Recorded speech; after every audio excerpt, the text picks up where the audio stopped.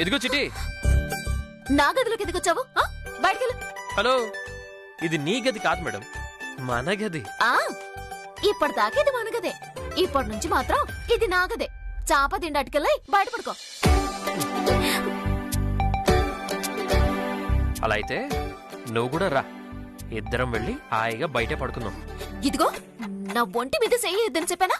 వదులు, చేతులు తీ.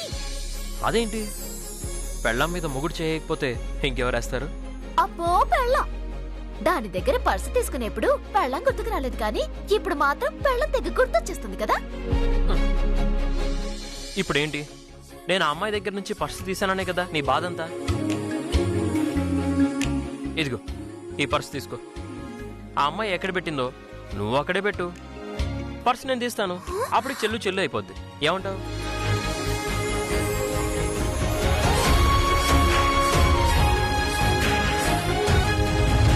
అంటే ఆ అమ్మాయి చేసిన పనులన్నీ నన్ను కూడా చేయమంటున్నావు కదా? నాకు లేని అలవాట్లన్నీ నేర్చుకోమంటున్నావు కదా? నా ఉద్దేశం అది కాదు చిట్టమ్మా. ఏం అక్కర్లేదు, ఆ పర్సు తీసి నీ జేబులోనే ఎట్టుకో. ముందు గది నుంచి బయటకెళ్ళు. వెళ్ళకపోతే నేనే నెట్టెత్తాను. ఏది నెట్టు నెట్టు చూస్తాను. ఏ నెట్లేననుకుంటున్నావా? నెట్లేననుకుంటున్నావా? నిన్ను వదులు వదులు వదులు, నన్ను, నాకు సిరగ్గా ఉంది. వదులు, అరే వదులు, నేను వదలను. నాకు సిరగ్గా ఉంది, వదులు. ఈ చిరాకులన్నీ ఎందుకో నాకు అర్థమైందిలే. ఏమర్థమైంది? నేను ఆ పర్స్ తీసాననేగా ఈ చిరాకంతా. అవును, కానీ ఆ పర్స్ ఎక్కడుందో తెలుసా? ఎక్కడుందో తెలియకపోవడం ఏంటి? నా కళ్ళారా నేనే చూశాను, పైగా మళ్ళీ అడగాలా? ఓసి నా పిచ్చి చిట్టమా, ఆ పర్స్ తీసి బెడ్ మీద పెట్టింది, అక్కడి నుంచే నేను తీశాను. ఏడు బాబు నువ్వు అనేది? అవును, ఆ పర్సు నువ్వు అనుకున్న చోటు నుంచి తీయలేదు, బెడ్ మీద పెడితే తీశాను.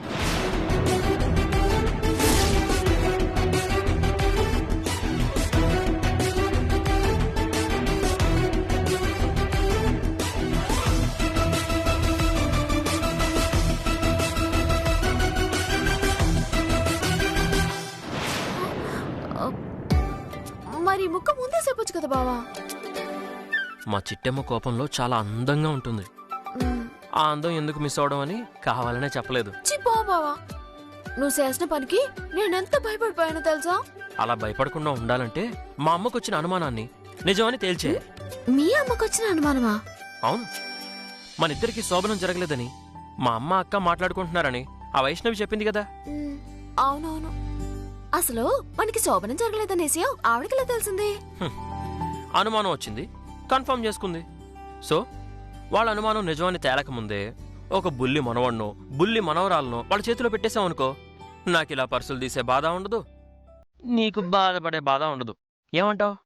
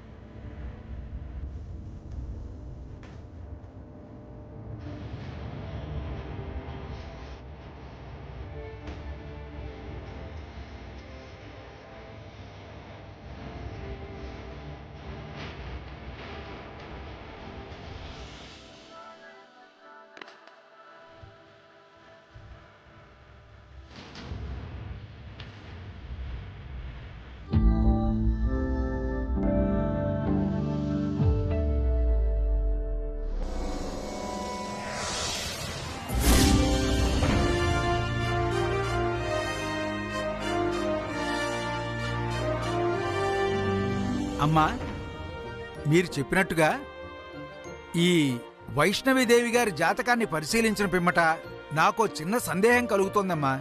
ఏమిటది పంతులు గారు? ఏమీ లేదమ్మా, వచ్చినావిడ నిజంగా మీ మనవరాలేనా? అదేంటి పంతులు గారు అలా అడిగారు? 18 సంవత్సరాల తర్వాత మా అదృష్టం కొద్దీ మా అన్న కూతురు మా దగ్గరకు చేరింది. ఇలాంటి సమయంలో వచ్చింది మీ అన్న కూతురేనా అని అడుగుతున్నారేంటి? ఏమీ లేదు వీరనారాయణ గారు. అమ్మాయి జాతకం ప్రకారం 4 సంవత్సరాల వయసులో మీకు దూరం కావాలి. మళ్ళీ 23 సంవత్సరాలప్పుడు మీకు దగ్గర కావాలి. కానీ ప్రస్తుతానికి అమ్మాయి వయసు 22 సంవత్సరాలు మాత్రమే. అంటే జ్యోతిష్య శాస్త్రం ప్రకారం ఇంకో సంవత్సరానికి గాని అమ్మాయి మీ ఇంటికి చేరకూడదు. కానీ సంవత్సరం ముందుగానే అమ్మాయి ఇంటికి చేరింది. అదే నా అనుమానం. జ్యోతిష్య శాస్త్రం ప్రకారం మీ అనుమానం నిజమే పంతులు గారు. కాని మా అదృష్టమో మేం చేసుకున్న పూజల ఫలితమో ఇన్నాళ్ళకి మా మనవరాలు మా దగ్గరికొచ్చింది. ఇక మేమే విషయాలు పట్టించుకోం. అమ్మా, తన జాతకం ప్రకారం 4 సంవత్సరాలకే దూరమైంది. కానీ అదే జాతకం ప్రకారం ఇంకో సంవత్సరానికి కదా తను మన దగ్గరికి చేరాలి. కానీ ముందే ఎలా చేరినట్టు? ఇలా ఆలోచించుకుంటూ పోతే 1000 అనుమానాలున్నాయి. అవన్నీ మనకవసరమా? మనమ్మాయి మన దగ్గరికి చేరింది, అది చాలు. పంతులు గారు, 18 ఏళ్ల తర్వాత మా ఇంట్లోకి అడుగు పెడుతున్న మా మనవరాలు ఇక మా ఇల్లు వదిలి వెళ్లకుండా, మాకు దూరం కాకుండా ఒక అద్భుతమైన ముహూర్తం పెట్టండి. ఆ ముహూర్తానికే నా మనవరాలు ఈ ఇంట్లో వారసురాలుగా అడుగు పెడుతుంది. అలాగే అమ్మా.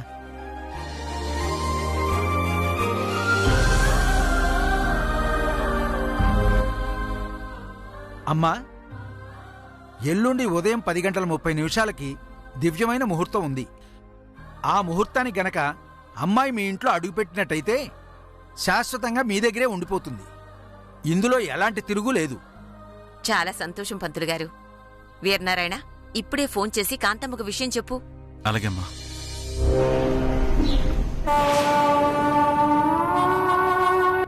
కాంతమ్మ గారు, మీరింకా పడుకోలేదేంటి?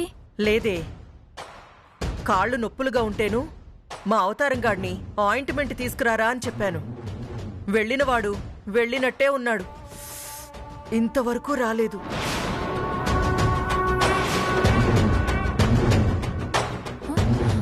అయ్యో, మీ కాళ్ళు నొప్పులా అండి? నన్ను పట్టమంటారా అండి? వద్దొద్దే, నా కాళ్లకున్నవి అసలే 2 మెట్టెలు. నువ్వు పట్టావనుకో ఆ 2 మాయమైపోతాయి. నా చావేదో నేను చస్తాను, కానీ నువ్వు వెళ్ళిపో. అదేంటమ్మా అంత మాట అనేశారు? నేను తప్ప మీకెవరున్నారు చెప్పండి. ఓవర్ యాక్షన్ వద్దు. కాంతం ఇక్కడ. ఎక్స్ట్రాలు చేస్తే ఇరిగిపోతాయి. సరేలేమ్మా, నేను వెళ్తా.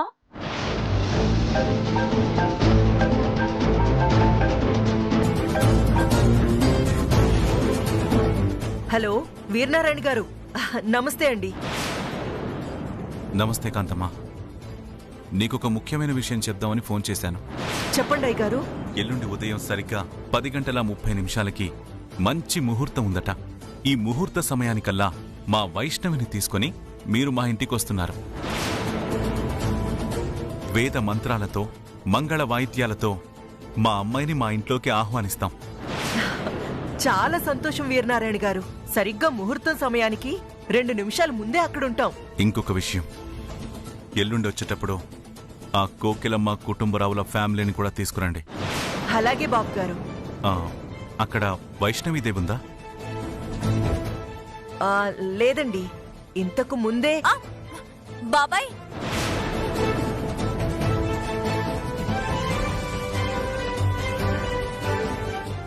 అమ్మా వైష్ణవి, అక్కడ నీకెలా ఉందమ్మా?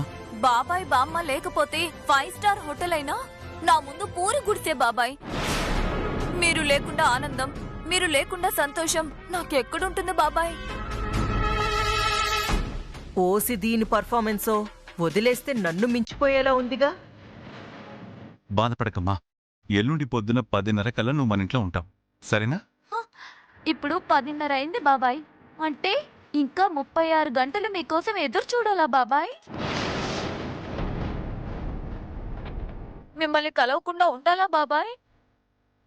నా వల్ల కావట్లేదు బాబాయ్. అమ్మా వైష్ణవి, బాధపడకమ్మా. తట్టుకోలేకపోతున్నాను బాబాయ్. అమ్మా వైష్ణవి, అమ్మా వైష్ణవి. కాంతమ్మా, ఏమైంది? ఏమవ్వలేదు వీరనారాయణ గారు. మీకు దూరంగా ఉందన్న బాధతో కొంచెం ఎక్కువ ఎమోషన్ అయిందంతే. రేపు ఉదయం 10:30 కల్లా అక్కడికి తీసుకొచ్చే బాధ్యత నాది. అలాగే కాంతమ్మా. అమ్మాయి జాగ్రత్త. నా గుండెల్లో పెట్టుకుని మరీ చూసుకుంటానండి. సరే, ఒకసారి వైష్ణవికి ఫోన్ ఇస్తావా? బాబాయ్ హలో వైష్ణవి. కాంతమ్మా ఏమైంది? ఏం లేదండి, ఇప్పుడే పాపం తన గదిలోకి వెళ్ళింది. సరే కాంతమ్మా, తననేం డిస్టర్బ్ చేయకు.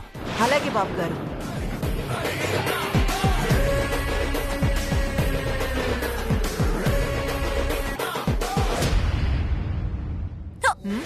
ఏంటే ఓవర్ యాక్షన్ చేస్తున్నావు? నిజంగా ఆయనకి నువ్వు వారసురాలని చెప్పి ఆస్తి మొత్తం నొక్కేద్దామని చూస్తున్నావా?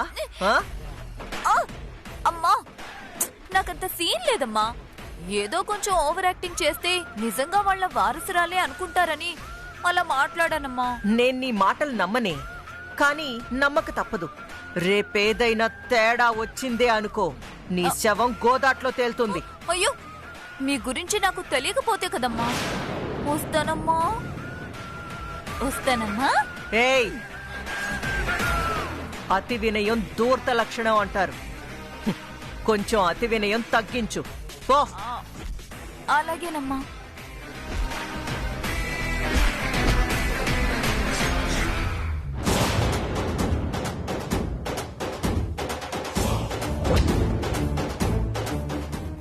కాంతమ్మ, నన్నే కాలితో తంతావా? కాబోయే జమీందారు వారసురాల్నే నేను. నన్ను ఇంతగా అవమానిస్తున్నావంటే ముందుందే ముసళ్ళ పండగ.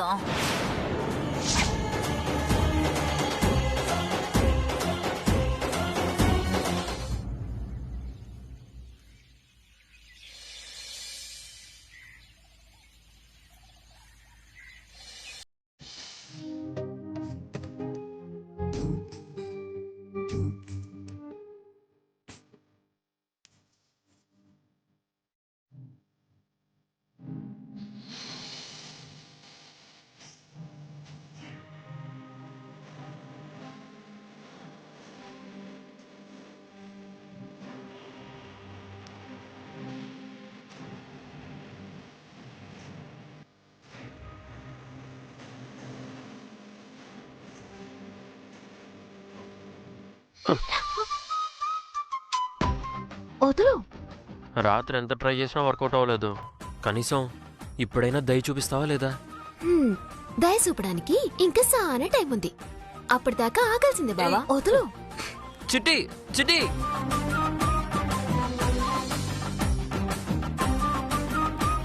నిన్ను వదలను చిట్టమ్మా. ఇంతకింత పగ తీర్చుకుంటా.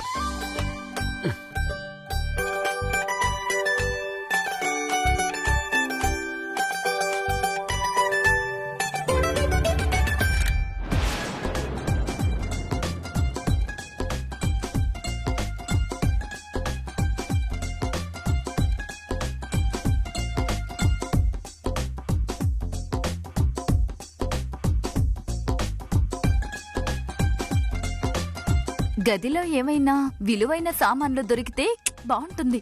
ఎంచక్క నొక్కేయచ్చు.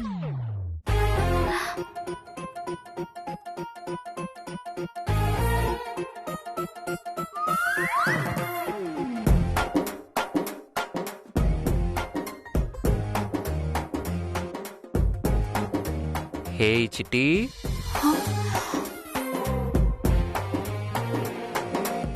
హాయ్. దుప్పట్లో ముసుగేసుకుంది మా హ్యాండ్సమ్మా.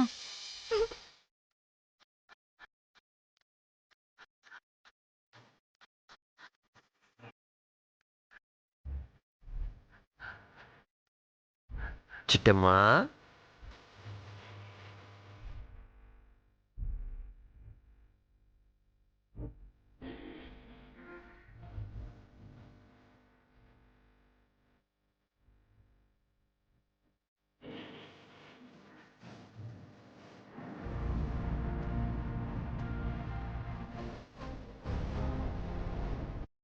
నాకు తెలుసు చిట్టి, నాకు ముద్దివ్వడానికైనా నువ్వు వస్తావు.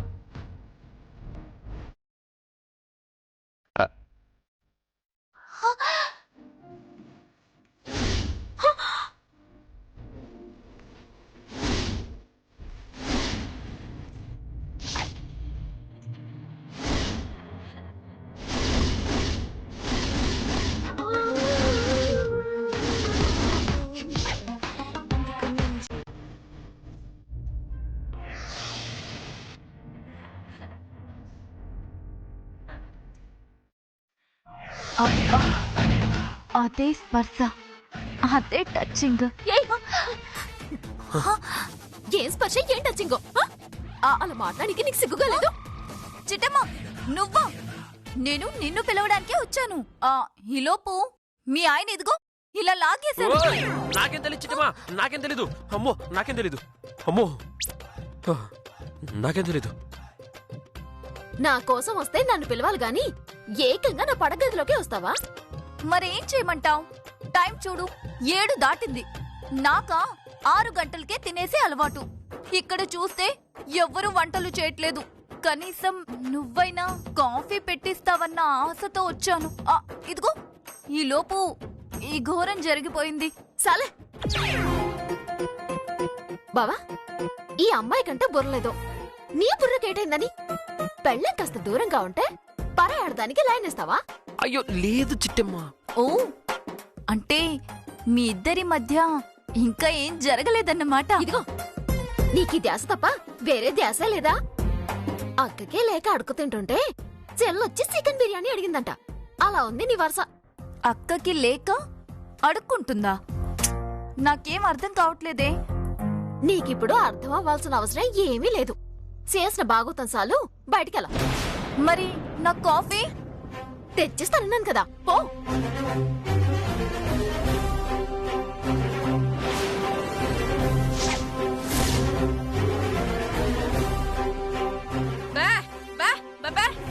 అమ్మా, ఎంతైనా జమీందారు గారి కూతురమ్మా. తెలుసో తెలియక ఏదో చేసిందిలే. ఈసారి కుదరా.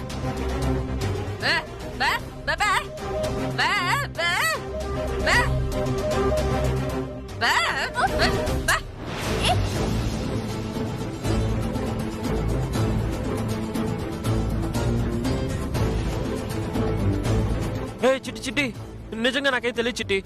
చిట్టమ్మ అని పిలిస్తే ఆ అమ్మాయి వచ్చింది. కళ్ళు మూసుకుని ఉన్నాను కదా, గబుక్కుని లాగేశాను. అంతే చిట్టి, అంతే. తమరికంత సీన్ లేదని నాకు తెలుసులే. కాకపోతే ఎంతైనా పెళ్ళాన్ని మా జాగ్రత్తలు మేము పడాలి కదా. ఇంకోసారి సెయ్యించుకొని లాగాలంటే కళ్ళు తెరిసే లాగు. కళ్ళు మూసుకుని మాత్రం లాక్కు. కొంపలు అట్టుకుపోతున్నా. సరే సరే, బ్యాగ్ వెళ్ళి బ్రషింగ్ చేసిరా. టిఫిన్ రెడీ చేస్తాను. చిట్టి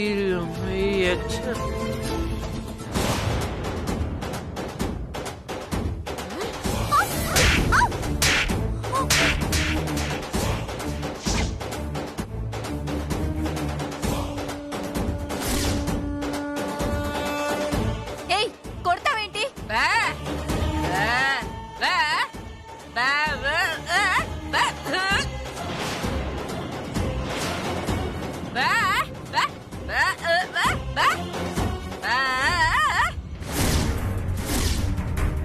చూడు, నువ్వేం మాట్లాడుతున్నావో నాకొక్క ముక్క కూడా అర్థం కాలేదు.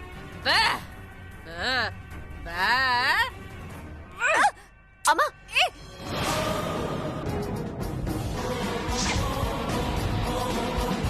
అమ్మా, నువ్వు వైష్ణవిని కొట్టావా?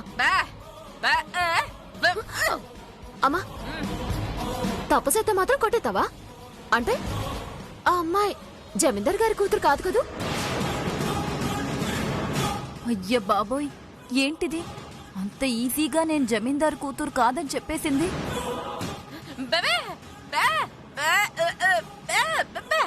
లేదమ్మా, నువ్వు నాకేదో అబద్ధం చెప్తున్నావు. ఈ పిల్లే గనక నిజంగా జమీందార్ గారి కూతురు అయ్యుంటే తను ఎంత పెద్ద తప్పు చేసినా బదిలాడేదానివే తప్ప తన మీద సేసుకునేదానివి కాదు కదా. కానీ నువ్వు సేసుకున్నావు అంటే ఈ అమ్మాయికి జమీందార్ గారికి ఎలాంటి సంబంధమూ లేదు అని కదా అర్థము.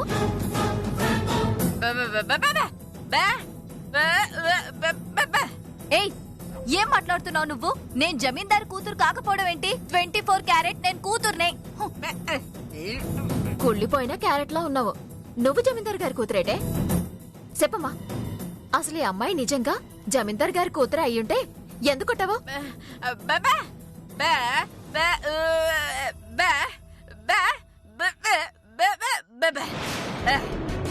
ఓహో, మీ అల్లుడి దగ్గరికి వెళ్ళిందని కొట్టావా? జమీందార్ గారి మీద ఎంత విశ్వాసం చూపించా నువ్వు. ఆయన కూతురు మీద చేసేసుకున్నావంటే ఇప్పటికీ నమ్మలేకపోతున్నానమ్మా. అంటే చిన్నప్పటి నుంచి నన్ను పెంచింది కదా, తల్లిలాగా చేయి చేసుకుంది.